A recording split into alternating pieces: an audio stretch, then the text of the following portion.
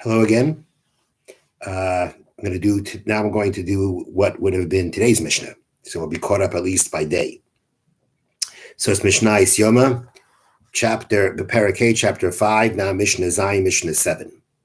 Komasi Yom Kippurim, Ha'omer ala Seder. All the procedures of Yom Kippur that were said with a given order. We've been learning in the previous Mishnayos. The Kohen Gadol, wearing his white garments, had a special Yom Kippur service that he did in the Kodesh HaKadoshim, the Holy of Holies, and then in the Kodesh, in the sanctuary. And there was, and as the previous Mishnah stated, these things were done in a specific order. The order mentioned is the order the Torah wants them to be done. So now, any act of Yom Kippur, any procedure of Yom Kippur that was said to be done in a specific order. If let's say he did it out of order and he did a latter before the earlier one, he's done nothing. It doesn't count. You got to do it over again. Okay, so for instance, hikdim dam hasar ladam hapar. He sprinkled the blood of the goat before the blood of the cow. We know that after the Kohen Gadol left the Holy of Holies, he stood in front of the curtain that separated the Holy of Holies from the Holy, and he would sprinkle the blood of the cow and of the goat towards that curtain. It was supposed to be the blood of the cow was supposed to be done before the blood of the goat. Were the blood of the goat to be done before the blood of the cow, he'd have to repeat the blood of the goat again, because by doing the blood of the goat out of order before the blood of the cow, has no purpose. The blood of the cow was sprinkled, and to follow proper order, you need to have a sprinkling of the blood of the goat that follows after. So that's what it means. Hikdam dam hasar the dam hapar, where he to have applied the blood of the cow, when he would have done the blood of the goat before the blood of the cow. He has to go again and sprinkle from the blood of the goat after the blood of the cow, as we just explained. Okay, so that's if you did things out of order. Now the Mishnah discusses a different situation. If let's say before I had a chance to complete the application of the blood inside the Holy of Holies, before I had a chance to finish that application of the blood, nishbach adam, the blood spilled. So for instance, okay, the blood of the bull was sprinkled 8 times in the Holy of Holies, once upward and 7 times downward. And so is the blood of the he-goat. Each group of 8 sprinklings is a set.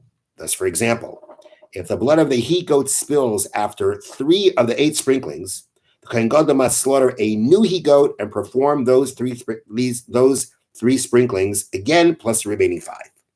So, as we learned before, it's supposed to be 8 sprinklings in the Holy of Holies for the blood of the cow and the blood of the goat. Now, let's say the blood of the goat spilled. It spilled on the floor. Can't use it.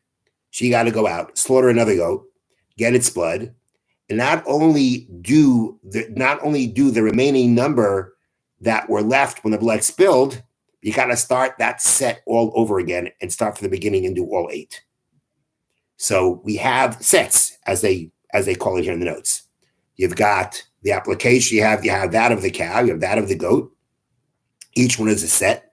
And if it comes out in the middle of the set that the blood spilled, you have to start the set all over again with new blood from a newly slaughtered animal. So that's what it means when it says, if before he completed the matanist applications of the blood inside, before I had a chance to finish those applications inside, meaning the Holy of Holies, nishbach adam, the blood spilled, yavi dam acher, he's got to bring other blood, he's got to slaughter another animal, and then he's got to go and sprinkle again, starting all over again inside the Kodesh HaKadosh of the Holy of Holies. The same thing applies in the sanctuary. In the sanctuary, where he has to now sprinkle 8 times from the blood of the cow and the blood of the goat. If in the middle of those 8 times the blood spills, let's say it was the blood of the he-goat, so now he's got to have to go slaughter another he-goat, take that blood, and do that whole set all over again. Yes, even if let's say he did 3 of them before the blood spilled. Because he didn't finish it before the blood spilled, it's got to start all over again. The same thing applies with the application on the golden altar that we just learned, that the leftover of the mixed blood of the cow and the goat, after it was applied on the 4 horns of the golden altar, then there were 7 applications onto the top of the golden altar itself. So too, if let's say by the golden altar, before you finish all 11, the mixture blood spilled, you're going to have to go slaughter a cow, slaughter a goat, mix its blood, and start all those applications that were supposed to be done on the golden altar, start them all over again. They're one set, and you need the whole set to be done from the same blood. Now, then the Mishnah says, "Shekulun kapar b'pnei atzman." Each one is an atonement by itself. This part of the Mishnah is coming to explain that if, let's say, you sprinkle the blood of the cow in the Holy of Holies, for example, you did the 8 sprinklings of the blood of the cow. Then you started the sprinklings of the blood of the goat, and the blood spilled. So we say you've got to start over the applications of the sprinklings of the goat blood. What about the cow blood? The cow blood is not affected. Why? That's the Mishnah explaining now. For they are all an atonement by themselves. Each set is an atonement by itself. If the set is completed, the atonement's done, we're good to go. Now, if it comes in the middle of the set, the blood spills, and you gotta get new blood, then you gotta start all over again. But just because you have to start all over again in one set, that doesn't affect another set. That's what it means for that. That's what the Mishnah here means after saying that if the blood spills, you got to do it over again, whether it's inside the Kodesh HaKadoshim or in the sanctuary or on the golden mizbeh and golden altar. The set has to be started over again, but one set does not affect the other set because each set is an atonement by itself. Rabbi Lezer, Rabbi Shimon Oimrim, Rabbi Lezer, Rabbi Shimon say, from the place that you stopped, from the place that you were interrupted.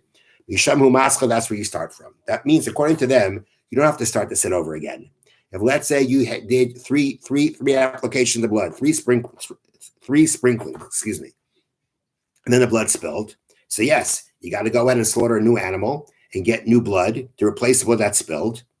But you don't have to do over the ones that you did before. You just have to do the ones that you missed. Because according to their opinion, we say that each sprinkling is a mitzvah by itself. Once it's done, it's done. And therefore, I have to get new blood in order to finish the set, but I don't have to start the set all over again. But it says the halacha is not like Rabbi Lezer, Rabbi Shimon. We don't follow their opinion, and rather we say that if in the middle of the set was interrupted by the blood being spilled, you have to start the set all over again. Have a good rest of your day.